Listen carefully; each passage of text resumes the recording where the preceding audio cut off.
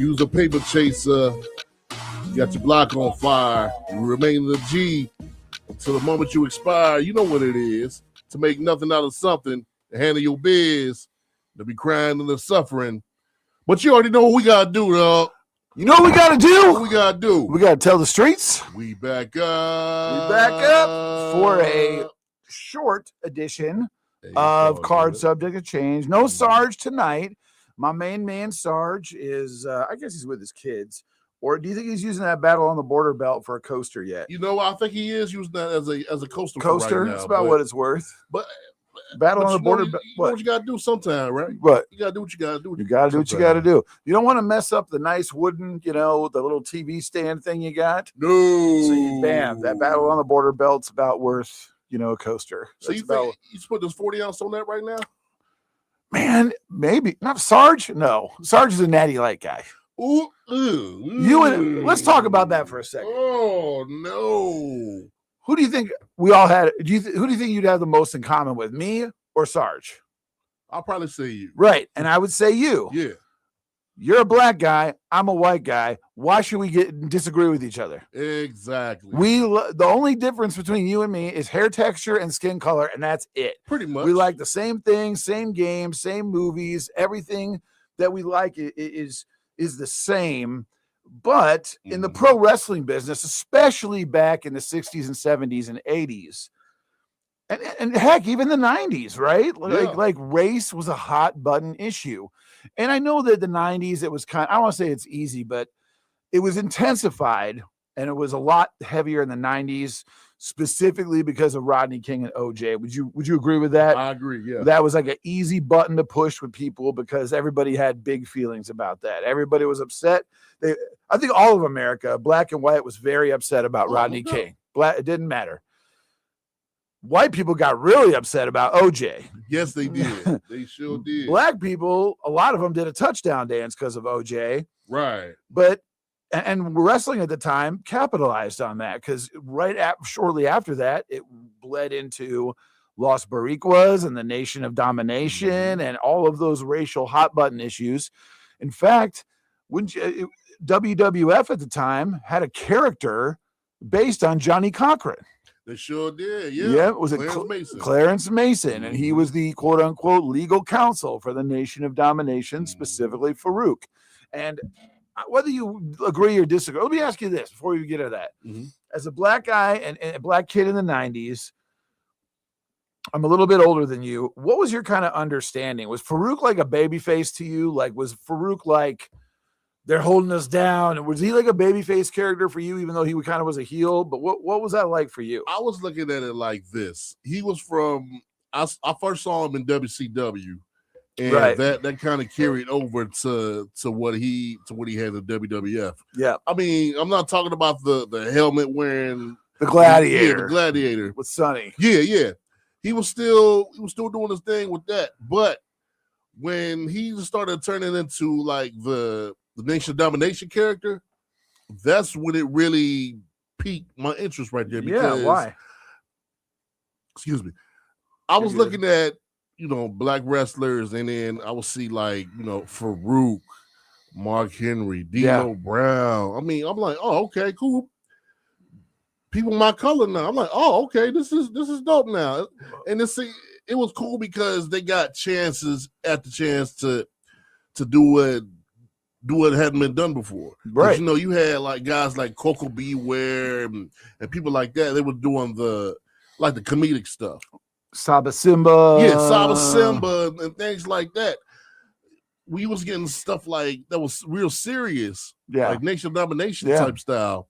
I'm like, oh, okay, cool. This is something serious, and it piqued my interest as a young black dude trying to watch. I mean, they were like really ultimately, and I'm just gonna say it, I'm not meaning in any negative way. To your point, they were the first thing that wasn't like I'm a cartoon character or like I'm a jive brother. The only exception of the rule would be Bad News Brown. True. Everybody else was like, who was African American, was like a super baby face, like I'm a jive guy. I'm a street guy, like Coco and Junkyard Dog. And don't get me wrong, those guys were awesome and they're very over. But Nation of Domination was like the first serious thing there in the 90s. And it was kind of a layup with them getting heel heat. But like you said, they're the first ones that were like serious. So like, even though they were a heel, did you feel like, oh, all right, these guys are cool? Even though they're heels, I like them. Oh, I loved it. Yeah. I loved it because it was something that I never seen before. Yeah. Like how you said, guys like, Coco Beware, Saba Simba, they had like that character. It was like that cartoon character kind of like stuff going on. Let me ask you this, and I didn't mean to interrupt you here, but this just popped in my head. Like, it was a cartoon character, but it was serious. What was your thoughts on Papa Shango? Papa Shango, that scared me right there. like Papa Shango was different because he had that voodoo going on, and he was going on like he was up there with the Undertaker with me. Yeah. So I'm looking at that. I'm like, whoa, making people throw up and all this other stuff. Well, he made the Undertaker, we made the Ultimate Warrior vomit, the black blood. Yeah. I'm like, come on, brother. Woo. That was intense. You know what that did to me as a kid, as a shorty in the 90s. I'm like, what? Looking at the TV, like, can't believe that's happening. Yeah. So did you look at Papa Shango as like, okay, this guy's kind of cool because he's a black wrestler being taken seriously, or were you just scared of him? I was low-key scared of him. Yeah. I was low-key scared because I'm like, man, what if he jumped through this TV and then No, but that's the thing. He was that legitimate, right? Yeah. Smoke just fills the air, and then the skull on the chain with the smoke. Yep. Whew, and then all of a sudden he talk about setting people's feet on fire and you got your hand on fire and all this other stuff. I'm like, whoa. There was talking about the dude I was afraid of that was like under the bed. Yeah. And he'll probably like set such a bed on fire and all that stuff. Undertaker was spooky, but Papa Shango was terrifying. Oh my God. Super terrifying. But like as it pertains to black women in wrestling, there were a lot of black women in the territories that were wrestlers, but back in the mid 80s, they almost were kind of like a Bad News Brown type. You know what I mean? Yeah. Like Jacqueline, when she started as Sweet Georgia Brown, it was like she wasn't like very feminine. Don't get me wrong, Jacqueline Moore, not only a fantastic wrestler, she's a beautiful woman. She's incredibly talented. Really still looks great. Still looks great to this day. I met her last year. Yeah. Man. Do you think she could still go? Yeah. Is she still jacked? I mean, she's in her 60s now, so she's probably not super jacked. Not anymore. super jacked like how she was, but yeah, she look like she can still go. I believe it. I'll say like put the title on her for a little bit and see what happens. Yeah, I got you there. Like, I'm kind of shocked she hasn't done like a Rumble return. Yeah, but back then, even with Sweet Georgia Brown, it was always like, if you were African American in the business, you were like rough and tumble, or you were from the streets, or you were like country tough. And there were not at that point. And I did research on this because I was like, we're going to talk about a little bit about Dark Journey today. I was like, I was like, Dark Journey could not have been the first African-American valet portrayed as a sex symbol, but you know what? Sure enough, she was. And I had to do some research on that one too, because you told me about her last week. I'm like, oh, that name don't ring a bell. Oh, okay. So you know about Dark Journey a little bit. As a shorty, I'm like, I think that was before my time. Well, it was. She was in UWF Mid-South. Yeah. And then in World Class. And we're going to get into that. But I want to make sure before we do this, we got to set the table a little bit, because back in the 80s, talk a little bit about the difference between a valet and a manager in the 80s. Valet, it was ladies that would come out and do like, hey, here's my guy right here. But the manager, they will always get more involved in the matchup. It seemed like they get more involved. They would get more and more involved. You're right. But like a valet back in the 80s was more like Miss Elizabeth, right? Yeah. Like, so you'd have a beautiful woman. Missy Hyatt. Missy Hyatt was a good one.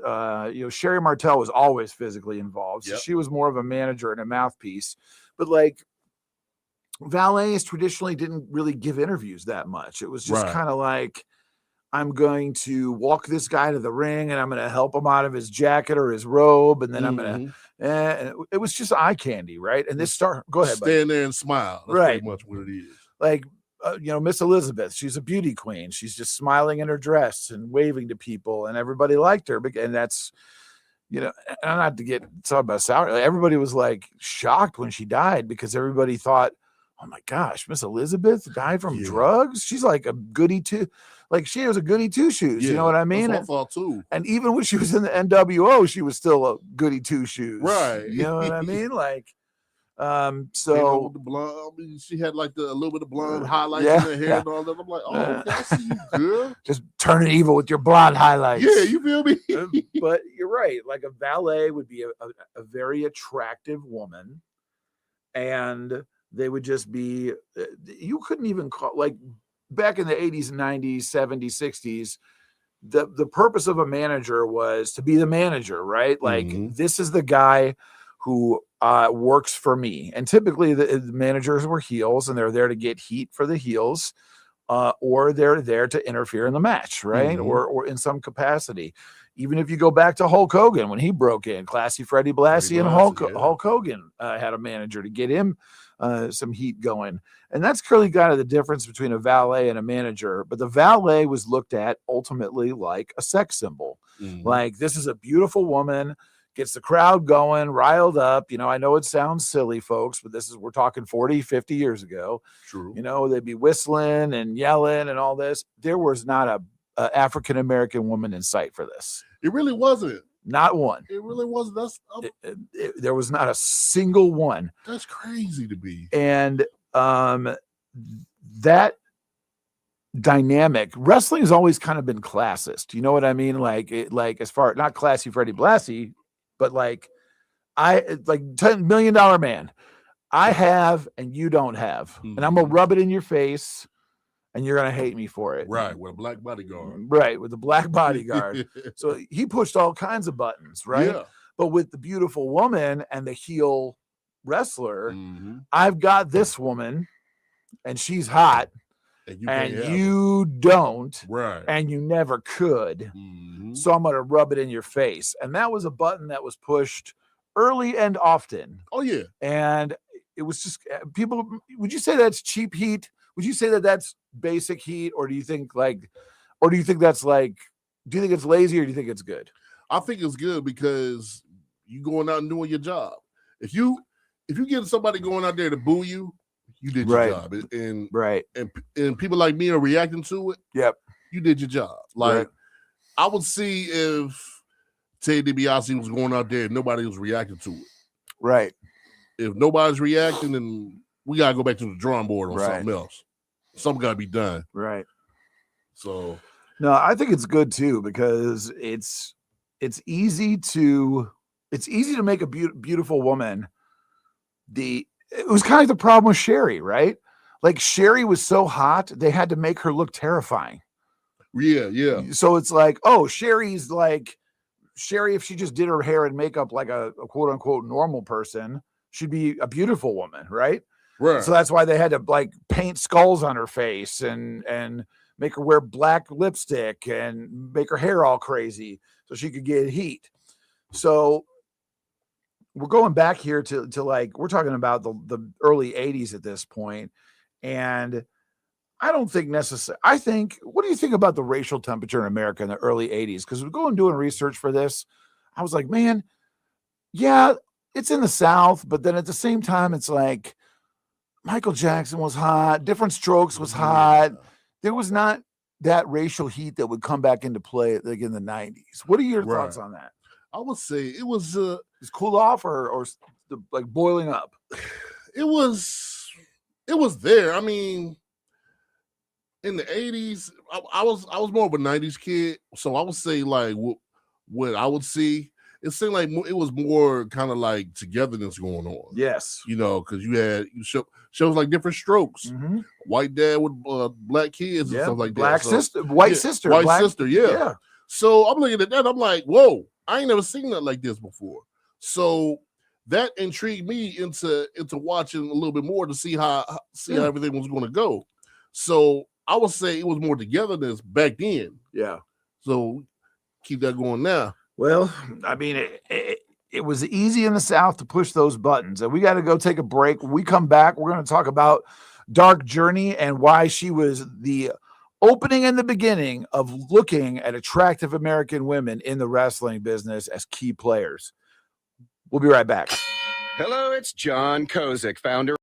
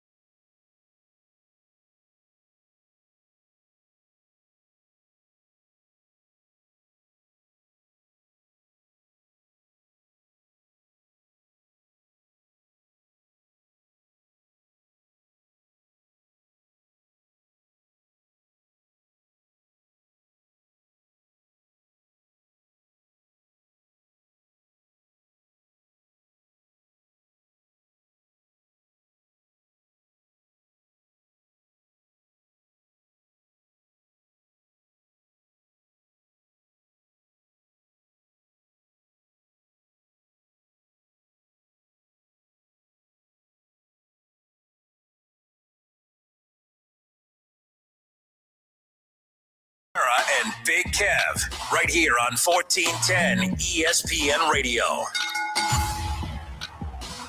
We are card subject to change, and we are the two-man power trip this week. I'm Big Kev. He's Ben Chimera. That's right. And we are sponsored by High C Ecto Cooler. Yes. Man, what y'all know about that? So the only thing I could pinpoint on High C Ecto Cooler is it tasted like citrus, It did. but I couldn't pinpoint what citrus fruit it was. It was like It's like orange, grapefruit, yeah. lime. What I don't know. More like an orange Folks, lime. we type. need your feedback in the comments. What did Ecto Cooler taste like? Let us know, And please, then please. But it was so good that It it was probably good. mixed up with a drink or Yeah, two yes. from the bar. Man, look. Ecto Cooler and vodka Woo-hoo-hoo. slaps. I just keep going back to like, for like, you play basketball, it's 90 degrees out, you're Yep. blown up, you're Yep. fatigued. You walk down to 7-Eleven, Yep. you get that ice cold Faygo, red pop or orange, or you get a Slurpee, you drink it, and then bam, back to 3 hours of basketball. Oh my God. Doesn't it get you right in the summer? Hey. Of course, it also helped that we were 12 years old. Oh, no doubt. I was about to say, try doing that now. Oh, no. He's like, as soon as you get done with that game, you go to the store and then you going home. That's right. 'Cause back in the day, you could just go to the store and then go back and play a little bit of ball. Yeah. And then probably go back to the store for a little bit. And then you got to go home before the street lights. I have to tape my joints together now, so to. so I'm out on that one. Ain't no telling what I got to tape up. I'll be the one. I got to go out there and bubble wrap. Bubble wrap. You got to bubble wrap my log roll down the driveway. Yeah. Bubble wrap. I got to put a helmet on and all that stuff. We're too silly here, but it's a good thing. We love being silly. All right. We're going to talk about Dark Journey. Now, like, the correlation between wrestlers and exotic dancers is a long storied history. Many a wrestler has gone to a club and fallen in love, and then sometimes that's a wrap for them. Mm-hmm. Other times it's a fortuitous event. And Dick Slater, the wrestler in Mid-South and UWF, went to a strip club in Dallas, saw Dark Journey, and immediately fell in love. And folks, if you haven't seen Dark Journey, I would have too. pretty easy to fall in love with Dark Journey, I right? would have too. She was very, she's mixed, but Sherry's mixed too. Yeah. But Dark Journey was Dark Journey was more exotic looking, right? Than They kind Sherry. of favor each other a little They bit. do favor each other a little bit, but Dark Journey's more exotic looking, I think, than Sherry is. When I tell people Sherry's mixed, they're like, "What? For real?" And people didn't know that either. Yeah, I'm like, no, yeah, her dad was black and her mom's white, right? And then like, she's like, they're like, what? No, but Dark Journey was more exotic looking. She's very, very beautiful. And Dick Slater, he had the idea, we'll say ingenuity, to take a look at Dark Journey and see a woman who looks like, a model, incredible. Hey. And like, I can do something with this. Oh, no doubt. I can do something with this. And what I can do with this is get everybody to hate me. Yep. Now on television, even though there was a lot at this time, there were a lot more TV shows with, multi-ethnic cast. We talk about Different Strokes, that kind of leads into, it was kind of like that time where it just first was starting to happen. You know what I mean? Right. Because you had like Good Times and What's Happening. White people loved those shows, but they were mostly a black cast. Right. Or vice versa. You started to but then you had shows like, Facts of Life, Yeah, I was about to say Facts of Life. where like you had Tootie. Everybody loved Tootie. Everybody. Not only did everybody have a crush on Tootie, Yep. like it was just normal. You have Tootie, Joe, Blair. They're all friends. They all live together. They all live at a boarding school. They all sleep in the same room. It wasn't weird, and it was the same thing with Different Strokes and other shows with a multi-ethnic cast. But one thing that was kind of, I won't say it was off limits, but they didn't really do much, was like interracial relationships. Yeah, they really didn't do a lot of that. But I'm a product of the interracial relationship. Are you, Kev? So, I got a white wife. So yeah, it's all. Oh, I thought you meant your parents. No. You said product. I was like, what? No. Nah, but she's okay, I guess. Yeah, Michelle, you're all right. She all right. She all right. But my thing is, you can't help who you love.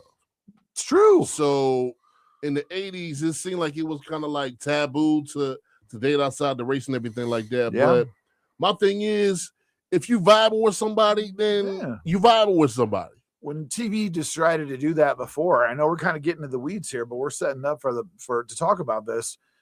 Do you remember that reading about the heat that Star Trek got when Uhura and Captain Kirk kissed? Yeah. There were people like going crazy. Sponsors are pulling the plug and stuff like that. Yeah. And that was the first time a black woman and a white guy kissed. And then a couple years later, you had Eartha Kitt as Catwoman. Yeah, and Adam West as Batman, and they were attracted to each other, and they had a kiss, and it was a little more accepted there then, even though it was like 3 or 4 years later. But for the most part, interracial relationships in general were kind of like a don't ask, don't tell type thing. Pretty much, yeah. Like, oh, you got a black girlfriend. Oh, you got a white wife. Oh, that's cool, but let's not talk about it. Don't talk about it. Dick Slater said, we're going to talk about it. Yep. And said, hey, we're going to put this on right here. He knew in segregationist Mississippi, Louisiana, Alabama, Texas, the whole reason we said, and this boils my blood too, the whole reason we celebrate Juneteenth, anybody who bucks back against Juneteenth, I want to punch him in the face. Oh, no doubt. Me too. Juneteenth is the celebration of the last day of slavery existing in the United States. That is the last day. That is when the slaves in Texas found out they were free, and it took years for them to find out they were free. Yes. And the war was still kind of going on with skirmishes, this and that. But can you believe, I don't know. We don't have to get into the politics of it. My point is that you had a lot of, even though it was the 1980s and it was 100 years before, you still had Jim Crow, you still had segregation, especially when it came to Mississippi, Arkansas, those kind of areas. Because you had a huge black population, but you also had a ton of white idiots. Oh, yeah. And Dick Slater and Dark Journey, when he would go out there, and I'm studying for the show, she didn't even have to say anything. Right. She would walk out there and guys would be like, oh, hello, because they were into her. But then they saw Dick Slater like up on her. And then they just kind of turned like, now, wait a minute. Now, I can't have her, but instead of being jealous that I can't have her, I'm going to turn this into racist heat. In my opinion, and I'm only saying this for pretend, because it's pretend, genius. Yeah.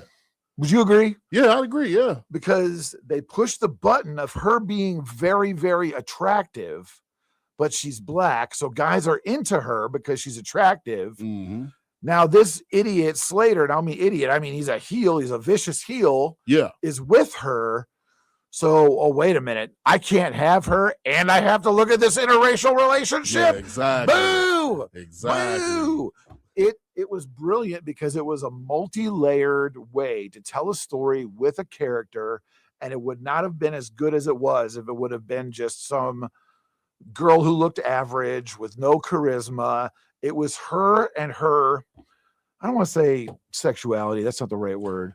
Her aura. Yeah, her charm. Charms. Right. Like she's charming and she's beautiful.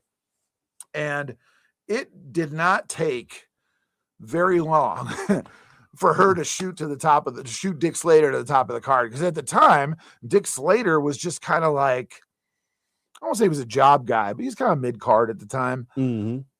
Because of their relationship and the heat, bam, he's up towards the top of the deck. Oh, no doubt. And they had such a good relationship.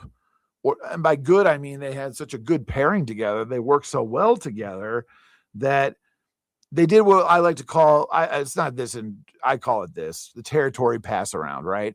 I want to get this guy over, so I'm going to rub him up against Dick Slater and Dark Journey. I'm going to rub him up again.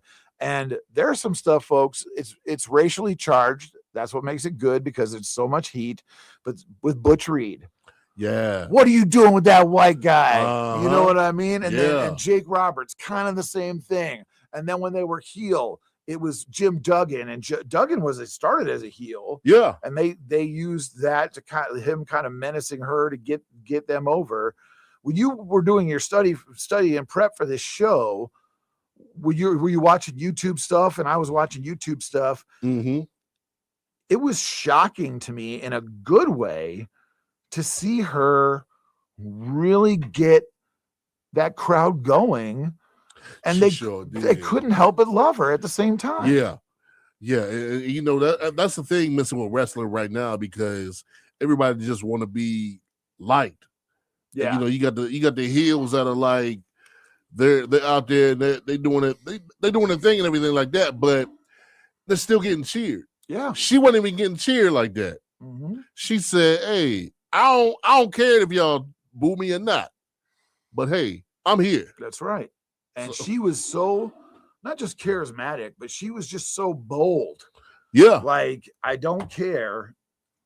People started to like her. They started to cheer for her. Yep. And especially, and of course, it's the cliche thing in wrestling back in the day. And even, well, I don't really even do that now, but like back in the day, they used to do, when the girl started getting over, then the guy turns abusive and jealous. Yep.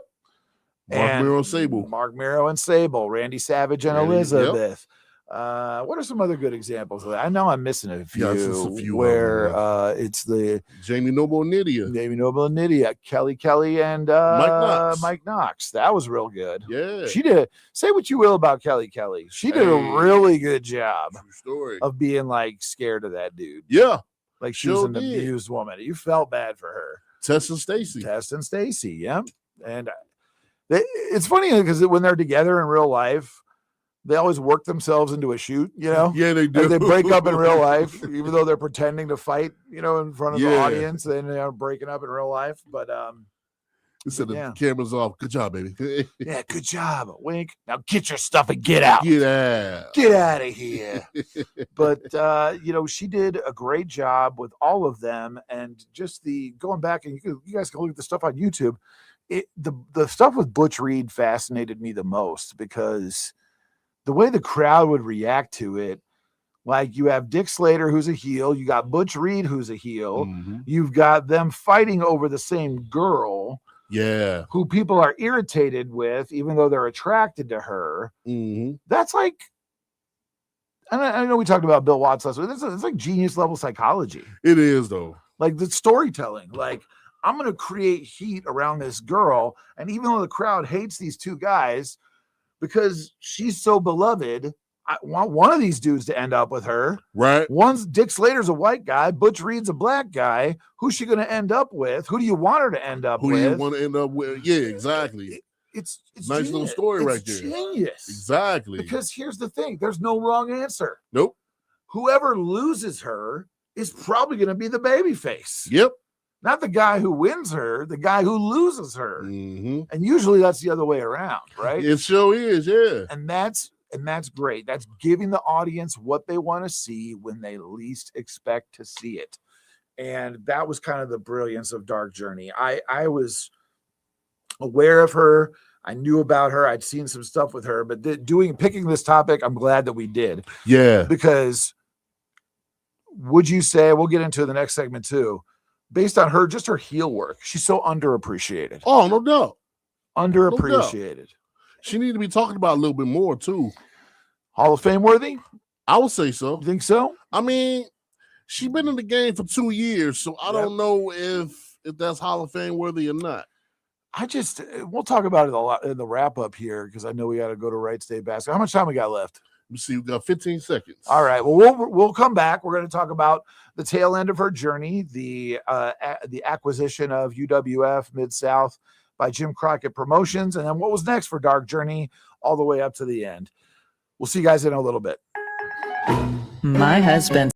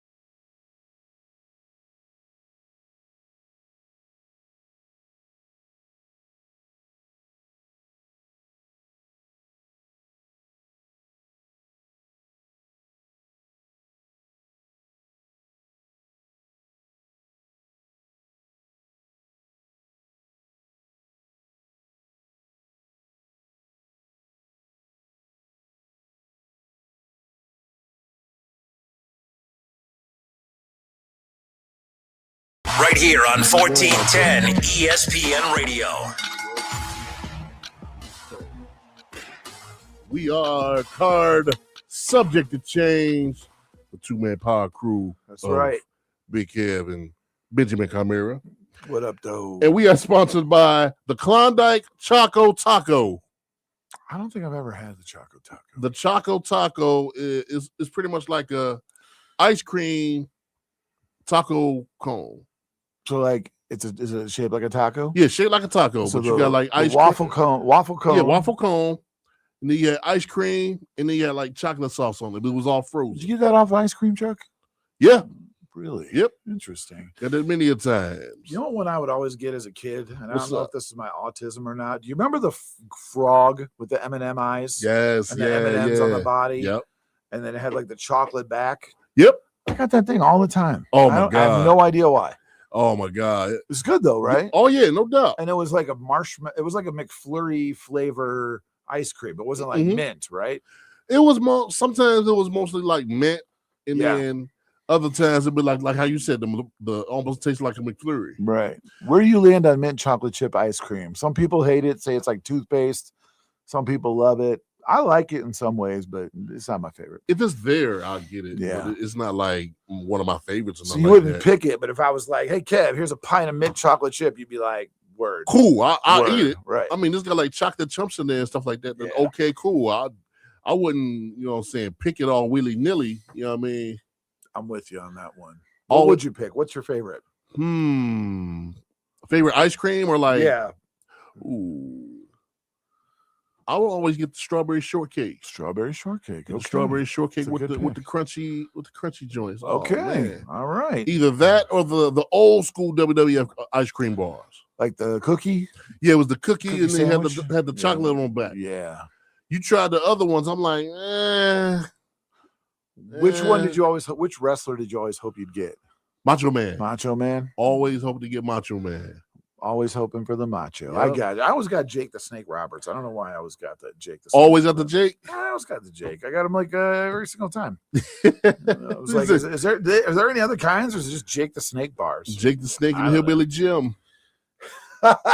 They're always Man, hit I you. loved Hillbilly Jim as a character. Oh, what a man. what a great character he was. Loved it. Such great personality. Yeah. Wonderful like I hope to meet him one day. babyface hillbilly gimmicks.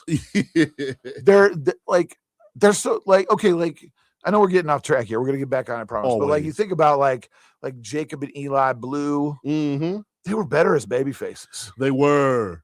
Like as heels, it was like, this is stupid. This is like, it's almost kind of racist. Like you're dirty, idiot, white hillbillies, or you're out there square dancing and having a good time and stuff like that. Right. Like, and I'm not a country guy at all whatsoever. I'm Don't from, go I'm messing from the with the country streets, boy. but man, babyface hillbilly gimmicks. So like Uncle peak. Elmer and all Uncle that. Elmer, Hillbilly Billy, you know, all those guys. It was good stuff. And Hillbilly Jim, though, never get better than that. And they always had the same music. Yes, Don't go messing with a country boy. that's right. The denim overalls, Yeah, yep. the lat spread, The lat spread. yeah, loving it, Mania 3. loving it, baby. Back though to Dark Journey because we got to give her due. Oh, yeah. So she breaks up with Dick Slater in real life. No thanks to a very young Steve Borden, aka Sting. Stinger. She falls in love with Sting.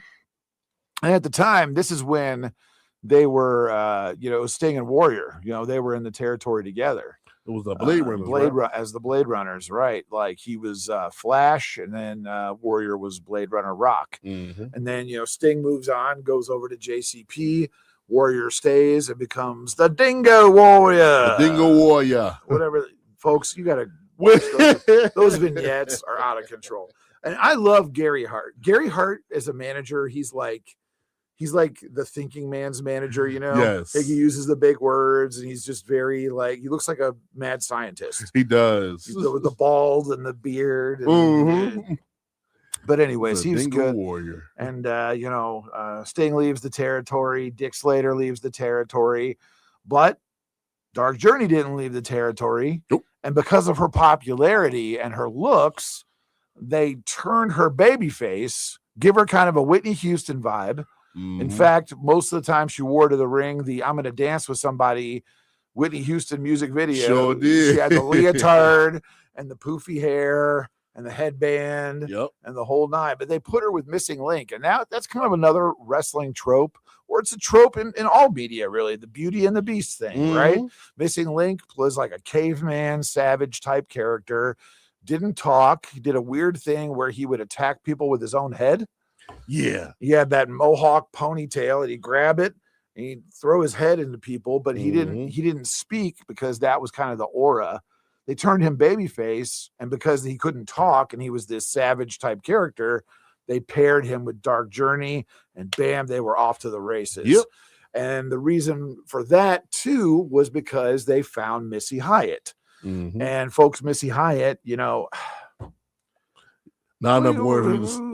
How do you talk about Missy Hyatt even? I mean, we're Facebook friends. Oh, you are? Yeah. That's what's up. She is a barber in Florida. Really? She is. I have all kinds of backstage stories about Missy Hyatt that I can't tell on the air. Yeah, I was about to say, you need to write a book. I should write a book. You need to go ahead, just write a book. Write the book. That's the plan. I'll be retiring from life soon, so I need the nap. So you need the nap. I need the nap. But you know, Missy and Dark Journey, like you would think, like in Mississippi and World Class, you know, when it became UWF, that was the territory. They expanded past Dallas. Yep. Moved into they just kind of combined World Class and Mid-South, and they were UWF.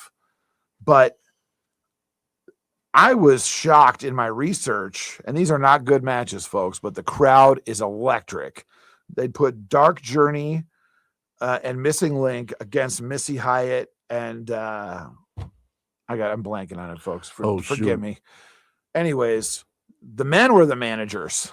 Oh, really? Yeah, and Missy and Dark Journey would wrestle, and it's terrible. It's awful. Like technically, it's awful. It's bad. Wow. But because they're both so attractive, people are obviously into it. They ate it up. But I was surprised at how the crowd in the South got behind Dark Journey. Yeah. They were really into her. They're cheering for her. They're jumping up and down. They're like, that's how much of in my opinion, and you could talk a little bit about this too, as far as like, you know, from the African-American perspective, watching old ladies in the front row cheer for Dark Journey to whoop Missy Hyatt. And folks, Missy Hyatt's the All-American, perfect white teeth, perfect blonde hair, perfect cheerleader type. When the white ladies from Mississippi are pulling for Dark Journey, yeah, exactly, to serve Missy Hyatt the 5-piece, yeah, that's over. Oh, no doubt. That's not kind of over. That's super over. What are your thoughts on that at that time frame? What's your opinion? Am I overestimating, underestimating, or am I hitting the nail on the head? Yeah, you hit the nail on the head, man, because it seemed like right at that time, it seemed like Missy was getting that Hogan treatment. Yeah. So the crowd was sick of it. Yeah, everybody was getting sick of it. Like this is about like 92 Royal Rumble type when Hogan got eliminated. Yeah. And everybody cheered. Yeah. So it was kind of like that. Yeah. And with the with Dark Journey, it was like, okay, this was something we ain't never seen before. She's attractive, but she's one of us. She's one of us, yeah. Yeah. So if you was to put those things together, everybody's tired of Missy Hyatt. They're trying to put her like Hulk Hogan. Yeah. Like before Hulk Hogan was the thing. Right. Nobody's seen Dark Journey in the ring like that before. And you're right. This was the thing. And and to be that over, and because you look at those women that are that age, you know, they're in their 60s and 70s cheering her on. Those old women were little girls during segregationist Jim Crow, right? Mississippi, Alabama, Arkansas, Louisiana. And so you'd think that they would be like trained to hate Dark Journey, but they certainly did not. And then, you know, she moved on with that feud from Missy Hyatt over to Missing Link and her feuded with Jimmy Garvin and Sunshine. And what's funny is, and I know folks are going to laugh at this because it's the South and it's Mississippi, but Jimmy Garvin was married to Precious. Yeah. But on screen, Sunshine and Jimmy Garvin were married, but they were cousins. Whoa. in real life. I didn't know that. They were cousins. That's why you never saw them kiss or anything like that. Right. Okay. You never okay. saw they played husband and wife.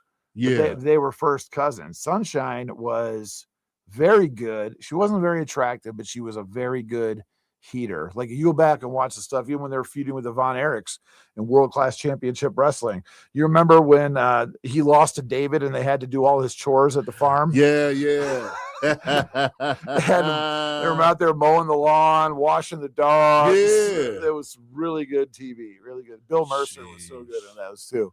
But but to go, that's another thing too, because even though Jimmy Garvin was like, okay, well, he's a free bird and he's, you know, you would think that the crowd would have turned on Dark Journey because those Jimmy and Sunshine were like the good old boys, right? Yeah. Like you would think the crowd would be like, we ain't messing with that. Exactly. But lo and behold, they were baby faces. And then of Hey. course, you know, it's a puzzling end because it's a puzzling and confusing end specifically because Jim Crockett Promotions comes in, buys it all up. They immediately put Dark Journey with Tully Blanchard, Yep. top of the card right away. And then I think the road life just got to her because like the drinking and the drugs and all that stuff. And that was like real heavy in the 80s too. The partying. Mhm. I think that, and I know this is editorializing, I think cocaine did more to destroy wrestling in the 80s than like Oh, no anything doubt. else. Yeah. Like everyone's like, oh, they're all steroids. They died like when they're in their 50s off steroids. Right. When they were like in their 20s, cocaine was like killing them. Gino Martinez, you know, like all these great stars, Chris Adams, Yeah. all these great wrestlers that were supposed to be the next big thing.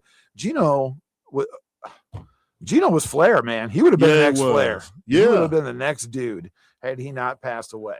Gino But- Hernandez, it seemed like he had a lot of charisma like Flair, like Yeah. how you said. Well, I mean, look at the guy. He had a body like a Greek god. He looked like a Mhm. supermodel. He could talk. He could wrestle.